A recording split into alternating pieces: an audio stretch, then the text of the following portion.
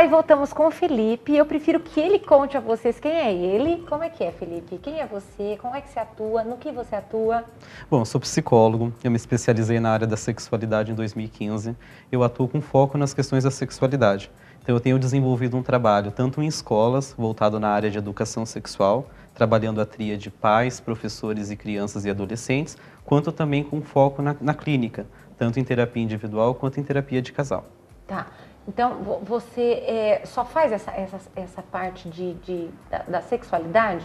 Não, eu também atuo com outras queixas, mas meu principal foco é nas questões da sexualidade. Por que você começou com isso, Felipe? Então, eu sempre notei que conversar sobre sexo sempre foi um tabu, né? As pessoas, elas não conversam sobre sexo, é um assunto que é muito pouco discutido. Você diz pais, filhos, no geral, cônjuges, a sociedade, ela trata o sexo como tabu. É algo que é feito, mas não é dito. É um freio É um para freio. falar. É um Fácil, freio. mas não fala. Assim. Isso. E aí, no curso de psicologia, eu notei assim que muito pouco é discutido na graduação a respeito dessas questões.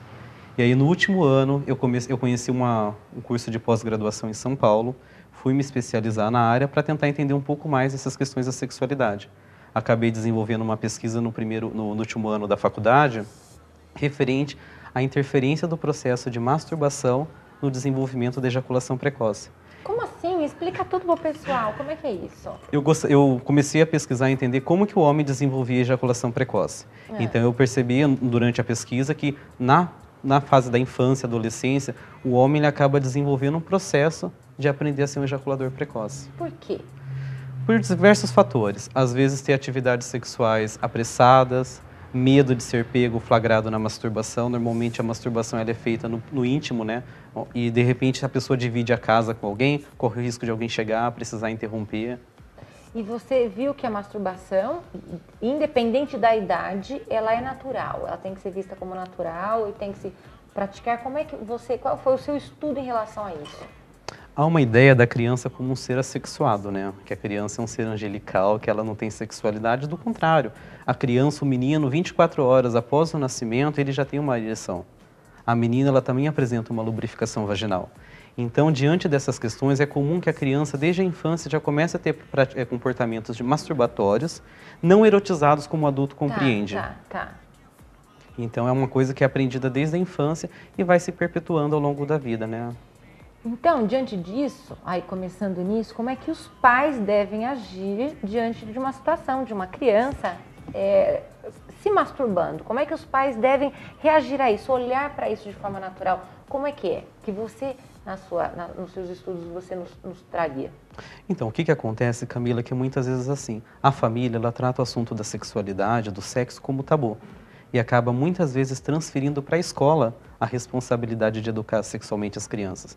Só que a escola, ainda que ela possa desenvolver um excelente trabalho nessas questões da sexualidade, ela jamais pode substituir os pais nessa tarefa. E ela não vai ser indulgente, né? Ela vai castigar, né? A mão à palmatória, acaba punindo muito o comportamento medieval. E o que acontece? Esses temas eram tratados de forma muito pornográfica por nossos pais no passado. Era um assunto que não era dito.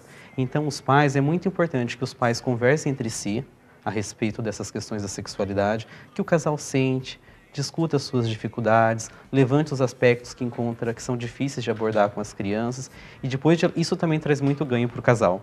O casal começa a discutir nas questões da sexualidade dos filhos e acaba repensando a própria parceria, né, a própria atividade do casal. Então isso seria interessante que fosse discutido com os pais e quando eu digo pais, qualquer cuidadores. Tá, tutores e tal. E num consenso entre os pais, passar para o menor, né? Passar para o menor. E como passar para o menor, no caso? Que você acha que é o ideal que façamos?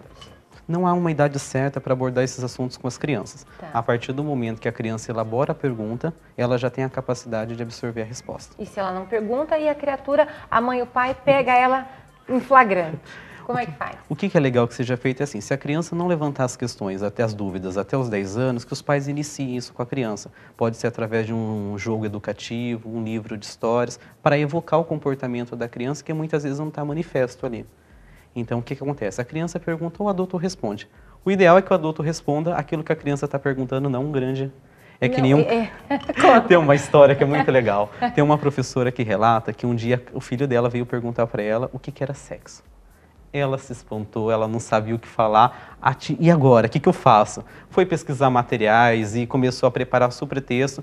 E aí, quando ela chamou o filho para conversar, o filho chegou e falou assim: mãe, eu quero saber o que é sexo, porque olha aqui na prova, a professora marcou sexo masculino ou sexo feminino? Ah, meu Deus, ela foi adiante, ela abrangeu. Então, o que acontece? A resposta ela tem que ser direcionada para aquilo que a criança está perguntando. Sim. Respondeu, a dúvida sanou, a criança volta em algum outro momento a perguntar. Tá, tá. E quanto se a mãe e o pai flagram, então? Como é que é isso? O ideal é que seja conversado com a criança, por exemplo, digamos que ela esteja tendo um comportamento de masturbação na sala e tem visitas no local. O ideal é não punir o comportamento da criança. Deixar ali fazendo. Você vai conversando, a criança está fazendo. Você vai chamar a criança num canto e falar assim: olha, eu entendo que está gostoso, tocar o seu corpinho é algo que dá prazer, mas isso não deve ser feito na presença de outras pessoas. Você pode fazer isso num local de intimidade, dentro do seu quarto, sozinha. Nesse momento, Camila, quando você direciona esse comportamento para a criança, você está prevenindo abuso sexual.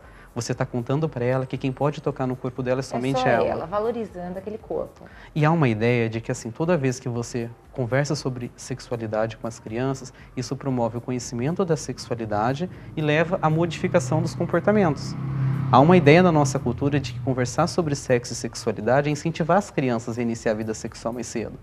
Você acha isso mesmo? Pelo É ao contrário, ao contrário. Quanto mais cedo você começa a conversar com as crianças sobre o assunto, mais tarde elas iniciam a vida sexual.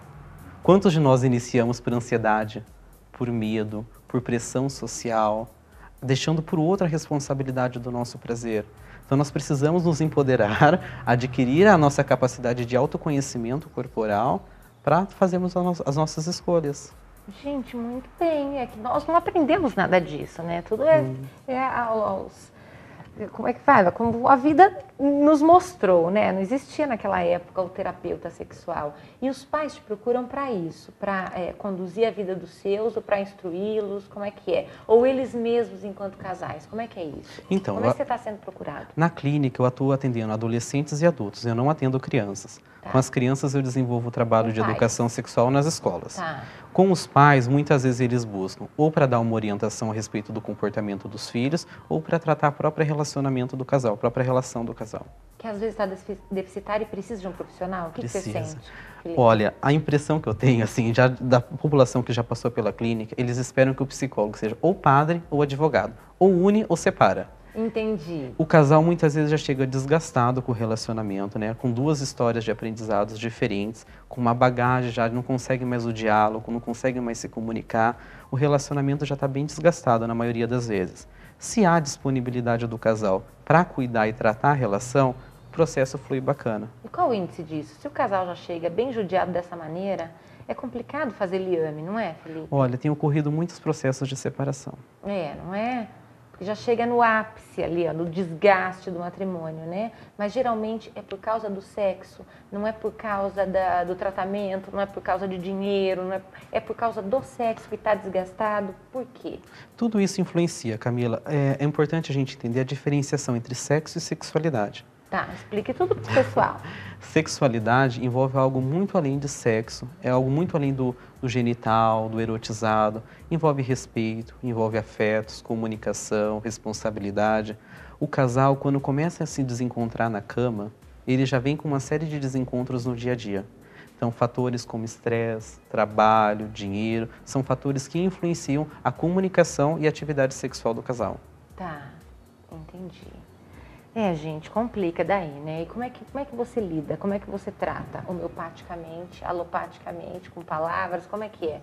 Você conversa com um, com o outro, com ambos juntos? É muito importante, quando você está atendendo os casais, ser mediador. Então, você acaba mediando os conflitos e tentando entender a história de aprendizado de cada um e como que se dá essa interação entre o casal. Então, você começa a levantar falsas crenças, às vezes há distorções de pensamentos do tipo: olha, fulano visualizou o WhatsApp e não me respondeu porque não gosta de mim. Já tem aquele... Ou fulano olhou daquele jeito para mim porque tem um pensamento mágico. Então você começa a identificar pensamentos, algumas distorções cognitivas na relação do casal, começa a encontrar dificuldades na comunicação. O casal consegue ser direto na maneira de se comunicar? É assertivo? Tem uma postura mais passiva ou passiva-agressiva? Começa a levantar todos esses aspectos. Mas daí você conversa com cada um deles sobre isso, porque não dá para conversar com ambos, porque às vezes um está com distorção cognitiva, o outro são carências díspares ali para você conversar com ambos. Como é que você faz? Num primeiro momento eu atendo o casal, Tá. eu compreendo quais são as queixas, né, que trouxeram eles para o atendimento. Depois, no outro momento, eu faço uma sessão individual com ambos, para levantar os aspectos que cada um compreende da relacionamento e também da vida individual. E a partir disso, as sessões elas são feitas com o casal. E o índice de acertabilidade aí desse pessoal? Olha, é positivo quando há disponibilidade do casal. Não dá. Tem que querer, né? Tem que querer. Muitas vezes o que acontece é ficar uma parte do casal na clínica, o outro acaba abandonando o processo. Isso também já vendo acontecer muitas vezes. Mas com separação ou não? Não, sem separação. Estão juntos, só que um não quis. Às vezes um joga a responsável, eu vou deixar ele na clínica ou ela na clínica. Porque eu tô ótimo. Tô ótimo, o problema é ela. O problema é ela, então ela fica ali para fazer o processo. E aí você vai também, é possível o tratamento, você atende uma parte e a outra parte trabalha em paralelo. Você passa o exercício para um e traz a outra unidade para participar da relação. Entendi. Porque é difícil tratar ambos, não é? Olha, é delicado. Precisa disponibilizar. São três, na verdade, né? É um, dois e o casal. É uma terceira unidade o casal. Então, às vezes, você direciona o olhar para um, para outro, e às vezes tem que falar com o casal, como um conjunto. Então, você imagina que são 4 unidades ali interagindo na clínica. E tem exemplos, Felipe, que você possa nos dar, sem dar nome aos bois, claro, misturando problemas para realmente dar uma desvirtuada? Tem exemplos para que todos nós das casas nos situemos e pensemos, precisamos agora de um terapeuta sexual. Você tem algum exemplo? Tem um exemplo de uma mulher que ela tinha muita dificuldade com a questão da penetração. Sim. Eles eram um casal, já estavam casados faz um tempo. O marido procurava, ela não queria, o marido procurava, ela não queria. E ele não entendia esse comportamento dela de evitar a atividade sexual. Os dois buscaram ginecologistas, né? Ele acompanhou ela no ginecologista. E aí, durante a avaliação, por falta de autoconhecimento, ela descobriu que ele tentava penetrar por onde ela fazia xixi, pela uretra. Por misericórdia, gente, mas assim, como assim? Eles faziam sexo no escuro. Não conhecia o próprio corpo, então ele tentava buscar ela sentia muito dor e evitava a atividade sexual, por falta desse conhecimento. Então, ignorância, gente, ignorância, como é que pode? Qual é a dica que você dá para esse tipo de ignorância? Com certeza você já deve ter pego muitas, Felipe, no consultório. É preciso incentivar as crianças a se conhecerem. Quando eu estou falando se conhecer, é algo muito além da masturbação. Eu peço sempre, quando eu faço essas atividades nas escolas, como que é feito? Eu vou explicar um pouquinho para você. Explica tudo aqui, pessoal. Eu peço primeiro para os professores disponibilizarem uma caixinha com dúvidas, para as crianças escreverem dúvidas de forma anônima. As crianças depositam isso na caixinha, eu recolho esse material, peço para os professores enviarem uma carta de autorização para os pais, isso é muito importante, autorização por ser menor de idade, e a partir do momento que tem autorização, eu monto um programinha e vou discutir com as crianças nas escolas. Tá.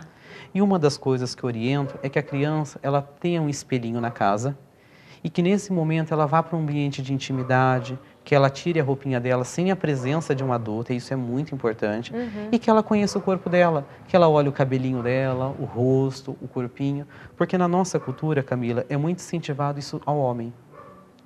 É esperado que o homem conheça a sexualidade dele, que ele explore essa sexualidade, e muitas vezes a sexualidade da mulher é deixada de lado. Então essa mulher precisa conhecer. Há uma compreensão na nossa sociedade de quando você trata do aparelho reprodutor feminino de chamar de vagina. Mas vagina é um dos aspectos que compõe a vulva, que é o nome correto.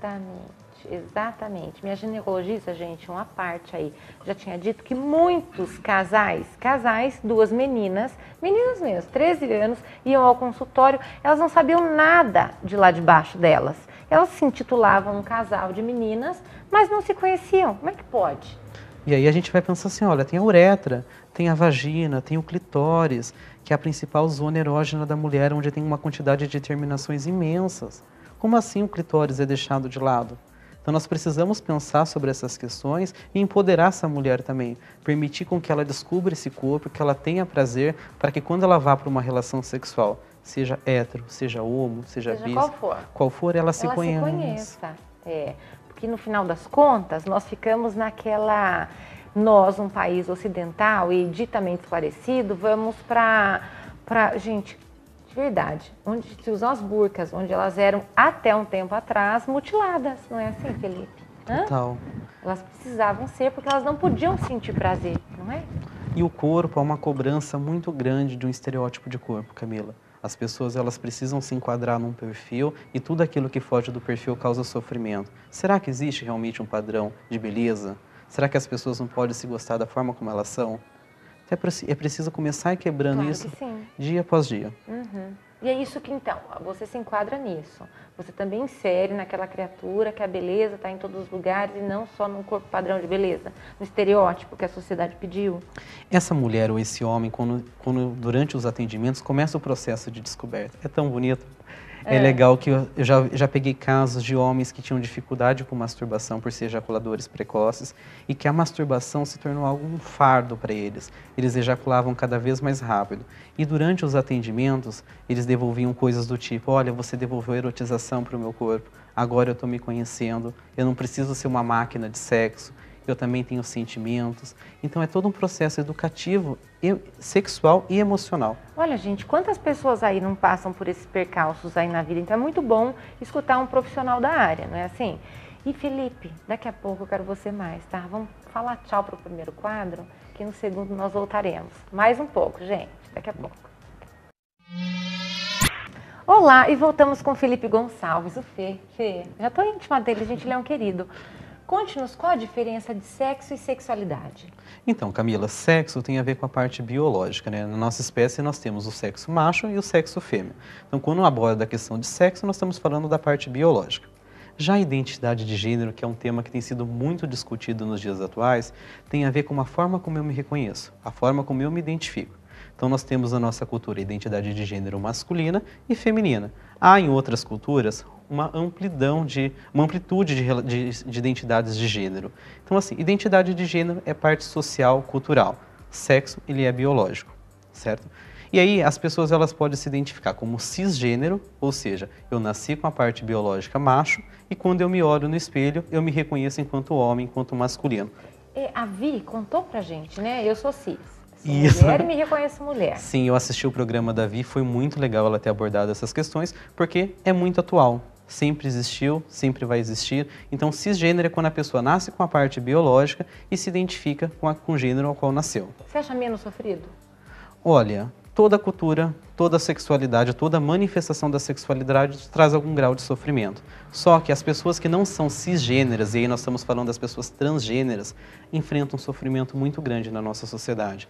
A pessoa trans é aquela que nasce, por exemplo, com sexo biológico macho e se identifica enquanto mulher. Então nós temos um exemplo de uma trans mulher. Tá.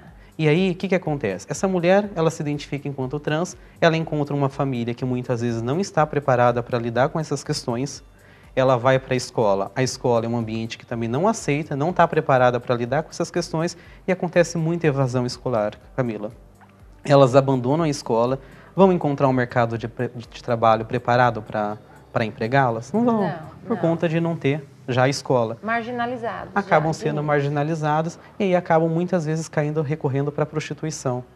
E aí o que acontece socialmente? Há um julgamento muito grande dessas mulheres, quando muitas vezes na prostituição é o caminho no qual acolhem elas.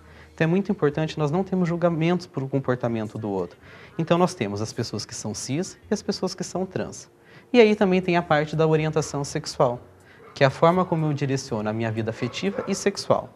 Alguém do mesmo gênero é homossexual, alguém de gênero oposto, heterossexual. Se eu me relaciono com ambos os gêneros, bissexual.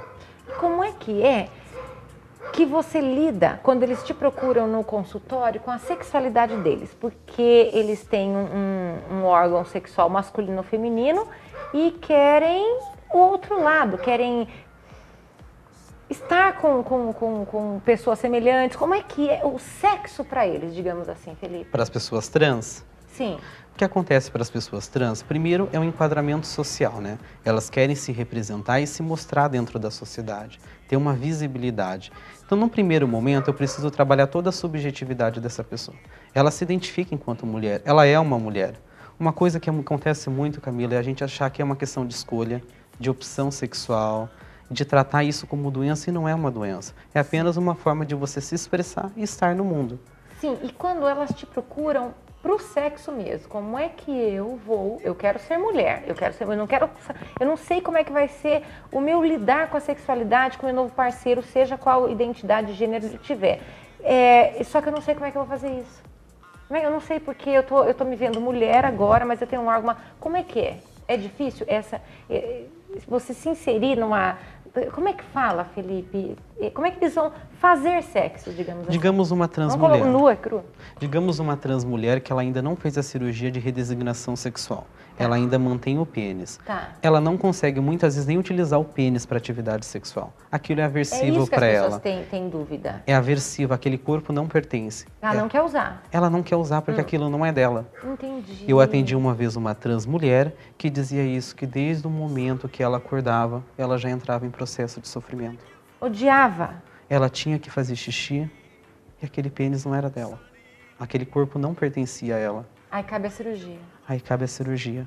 E também é um processo de sofrimento muito grande, Camila, porque ela vai na fila do médico, chega lá, ela quer ser reconhecida como, por exemplo, vamos inventar um nome fictício, Maria. E aí, na hora de chamarem ela para consulta, chamam de João. E aí ela precisa levantar, com toda aquela identidade dela que acaba sendo ferida socialmente, e se apresentar como João. A Roberta Close foi isso, ela contou num programa, ela já está fora, aí o Gugu foi até ela e contou sobre isso.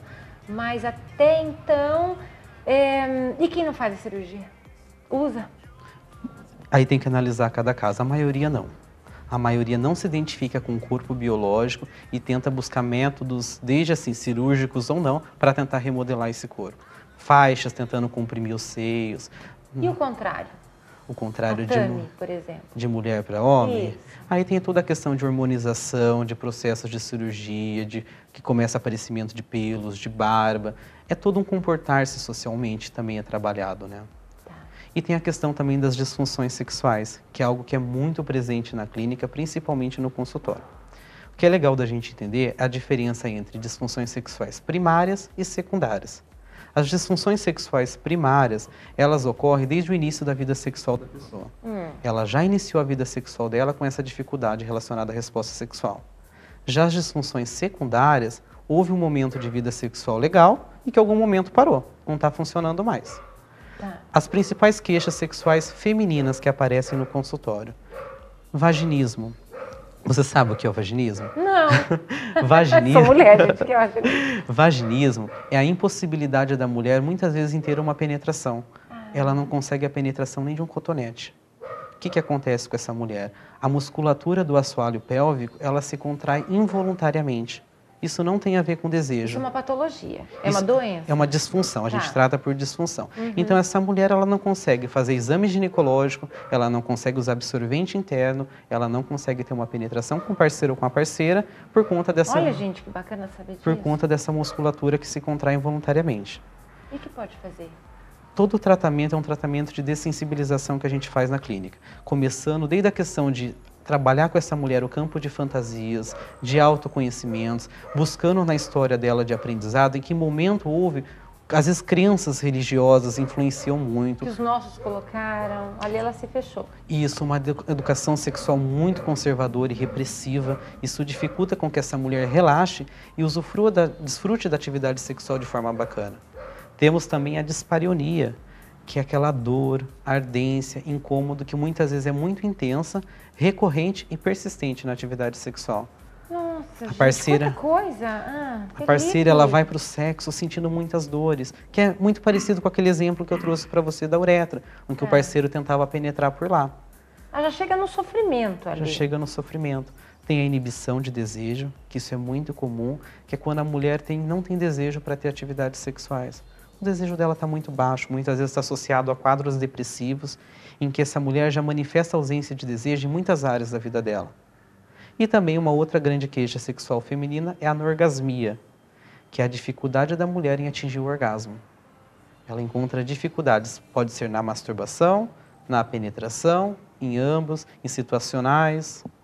Essas são as Gente, principais queixas femininas. olha como é bom escutar o Felipe, porque muitas de nós aí, né, passamos por muitos percalços desse tipo e não sabemos nem denominar e temos vergonha de ir a um profissional e contar. Então é muito bom saber que é normal isso, Felipe. É normal, é possível. O que eu faço é assim, eu trabalho muito em parceria em rede, tanto com urologistas, ginecologistas e psiquiatras. Tá. Então eu identifico, eu peço para no primeiro momento eles irem buscar esses profissionais para avaliar se há alguma causa orgânica relacionada ao assunto e a partir do momento que é descartado qualquer parte biológica, o trabalho ele é realizado na clínica com os aspectos psicológicos. E as principais masculinas que aparecem no consultório é a disfunção erétil, que é a dificuldade do homem tanto em ter ou manter uma ereção suficiente para a penetração, ou a ejaculação rápida, que é muitas vezes esse homem ejacula rapidamente e não consegue ter controle sobre a resposta ejaculatória. Essas são as principais queixas, tanto femininas quanto masculinas que aparecem na clínica. E o índice de sucesso, como é que é isso? É alto? Olha, razoável. Se depender da questão da condução da relação entre o profissional e cliente, é satisfatório. Tá. É um processo que demanda tempo, não é algo rápido. As pessoas têm a ideia que há um tempo certo de sessões para tratar a questão. Não, não há. É um processo que demanda tempo. Depende do problema da criatura, de onde vem de lá de trás, né? E também em parceria com os seus colegas, né? Os médicos estarão juntos, ginecologistas e tudo mais, né? Por exemplo, uma mulher com inibição de desejo, às vezes ela está dentro de um quadro com depressão. Precisa muitas vezes do apoio do psiquiatra, com a questão da medicação, o psicólogo não medica, isso é importante compreender. E aí o trabalho é feito em parceria. Então você começa a reestruturar toda a vida sexual dessa pessoa. E quando eu falo sexual, não somente o sexo com a penetração. Algo muito além, a questão de afetos, de comunicação. Claro. A disfunção sexual ela acontece muitas vezes quando a relação do casal já não está legal. Aí já a resposta inadequada sexual. Mas talvez ela também seja uma criatura que com outro parceiro, ela também seja assim por motivos culturais, né? Isso, já vem de uma história. Alguma coisa que ela, né, foi abastecida ao longo da vida dela, não é assim? Isso, Felipe? ela pode vir já de um histórico anterior de dificuldades com a resposta. E é mais difícil. Aí é um pouco mais difícil, mas é possível, é super possível, é um tratamento muito legal, é um trabalho muito árduo, mas é uma jornada. Eu falo que é uma jornada que, se o outro está disponível, tem sucesso. Ah, que bom, gente. Temos que estar disponíveis às terapias, ou seja, reconhecer os nossos problemas, né? Para passar para um profissional sem vergonha, porque tem profissionais para cada área e para esta sim existe alguns que vão conseguir decifrar quando nós não sabemos quais são, não é? E tratá-los na raiz, não é assim, Felipe? E uma coisa que é assim, Camila, a queixa muitas vezes ela não vem pronta para o consultório.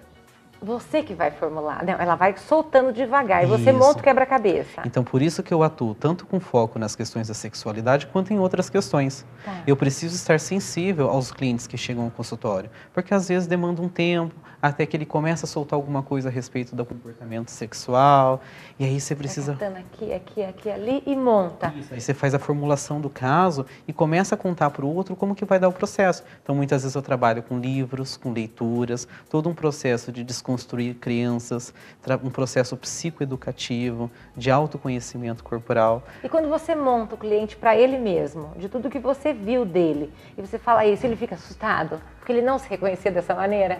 O mais legal é que eles acabam formulando toda a compreensão. É. Você começa a atender e aí, em algum momento, fala, puxa, eu não sabia que eu era assim.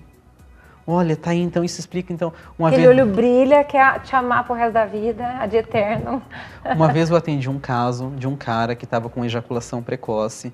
E aí, numa das atividades de masturbação, é importante deixar claro que tudo é feito na casa, gente. fora do consultório. E na casa. Na casa da pessoa. E aí, assim, numa das masturbações que ele estava fazendo, já estava com problemas no relacionamento, ele teve uma lembrança, um insight. Ele lembrou de uma masturbação lá da infância, adolescente, que ele ouviu dos amigos, Camila, que para ser um bom masturbador, assim, ele precisava ser rápido. Ele guardou essa crença e cada vez que ele ia se masturbar, ele antecipava a resposta sexual dele. Isso gerava sofrimento, porque assim, tá, o cara está se masturbando, está sendo rápido na masturbação, mas está ok. Só que aí quando você encontra uma parceira e ela quer que você demore um pouco mais na resposta sexual, aí aparece a disfunção. E aí, o que é a ejaculação precoce, com esse exemplo que eu estou trazendo? É a ausência de percepção desse homem do momento que ele vai ejacular. Então, eu começo a treinar com ele a desenvolver essa percepção ejaculatória. Então, você passa atividades de masturbação, ele começa a treinar isso na casa e começa o stop start, que é o nome da técnica. Tá. O cara está se masturbando, aí ele para, volta a se masturbar, para de novo, até que no momento ele passa a ter controle do momento que ele quer ejacular. Isso melhora muito. Reformular a vida dele. Reformular a vida sexual. Porque é uma cobrança muito grande do homem como máquina. O homem tem que ser uma máquina no sexo. Não pode dizer não, tem que estar sempre disposto. Olha a minha produção masculina aqui. Eita! O homem, e não é assim. Se você tem um estresse no seu dia de trabalho, se você está triste, o seu corpo ele vai responder a isso. O homem não é um interruptor, assim como a mulher também não é. É preciso estar preparado. Então, às vezes eu preciso conversar com o casal, ok, você gosta de fazer sexo à noite, o outro gosta de fazer de manhã. E como que faz? Como que ajusta isso? Tem isso lá no consultório, essa Muito, muito. Às vezes mulher... dissidência de horário? Muito, Camila. Acontece muito com o público feminino. Às vezes as mulheres não querem ter sexo à noite, por quê? Porque elas já enfrentaram uma jornada de trabalho, chegam em casa, tem que cuidar dos filhos, arrumar a casa, e aí meia-noite, 1h da manhã tem que ter sexo e está disposta ainda para ter sexo. Por misericórdia, ela vai falar, não, bendito corpo que descanse o meu, procura outro. Então nós precisamos começar a trabalhar as questões de gênero. Aí que é importante. Entender que brincadeiras, por exemplo, brinquedos, define gênero? Não define gênero. Brinquedo é para a criança se expressar. Homens podem brincar de bonecas como podem brincar de carrinho. As pesquisas nos Estados Unidos apontam que o quê? Que homens que começam a brincar de boneca, carrinho desde a infância, desenvolvem um comportamento de cuidado, de responsabilidade no lar e acabam dividindo com a parceira se é um casal hétero no futuro. Ou seja, desmistificar tudo o que nos foi inserido lá atrás, não Desmistificar cores. Tudo. O que acontece é que desde o nascimento já há uma série de comportamentos que é esperado do gênero. Se eu tenho um pênis, se a minha mãe lá na gestação foi lá, fez o ultrassom e descobriu que eu tenho um pênis. A sociedade já vai atribuir um nome masculino para mim. Vai te dar cor azul. Vai me dar a cor azul. Vai te cobrar agressividade. Vai cobrar agressividade, ausência de expressão de emoção. Vai esperar que eu tenha um comportamento sexual variado com a sociedade e para a mulher é outra coisa. Então nós precisamos começar a quebrar essas questões de gênero. Permitir com que homens e mulheres se expressem da forma como se enxergam e se identificam. Claro que sim, mas tá mais aberto, não tá? Tá melhorando. É um passo de formiguinha, mas Claro. são passos sólidos, isso é importante. Isso que é bacana. É muito Eu legal. fico muito contente com essa conscientização disso tudo, viu, gente? É assim, Felipe, eu espero ter mais vezes aqui, viu? Eu também espero. Eu gostaria de, para encerrar, trazer um trechinho da Fernanda Quero Montenegro. muito, vai, adoro o trecho, vai. A continua Fernanda sobre. Montenegro, Camila, no teatro, ela fez uma adaptação do texto da Simone de Beauvoir, Adoro Simone de Beauvoir. que começa mais ou menos assim. A impressão que eu tenho é de não ter envelhecido, embora eu esteja instalada na velhice. O tempo é irrealizável. Provisoriamente, o tempo parou para mim. Provisoriamente. Mas eu não ignoro as ameaças que o futuro encerra. Como também não ignoro que é o meu passado que define a abertura para o meu futuro. O meu passado é a referência que me projeta e que eu devo ultrapassar. Portanto, ao meu passado, eu devo o meu saber e também a minha ignorância. As minhas necessidades, as minhas relações, a minha cultura, o meu corpo. Que espaço o meu passado deixa para a minha liberdade hoje? Não sou escravo dele. O que eu sempre quis foi comunicar de maneira mais direta o sabor da minha vida. Unicamente o sabor da minha vida. Eu vivi no mundo de homens, guardando em mim o melhor da minha feminilidade. Não desejo, nem desejei nada mais que viver sem tempos mortos. Que lindo, gente! Simone de Beauvoir. Eu gosto Que muito lindo. desse trecho dela porque fala sobre a questão do tempo. E o tempo, Camila, é algo que não volta mais. Quando eu vou atender um cliente no meu consultório, eu tenho uma responsabilidade diante do tempo do outro. E o outro também tem uma responsabilidade diante do meu tempo. Então eu quero muito agradecer a disponibilidade do seu tempo para estar aqui comigo hoje. O meu não. Foi um o meu prazer. Foi um prazer. Fê, foi um prazer tê-la aqui comigo. Fico até emocionada com esse texto, com essas coisas. Gente, sabe que eu estou chorando.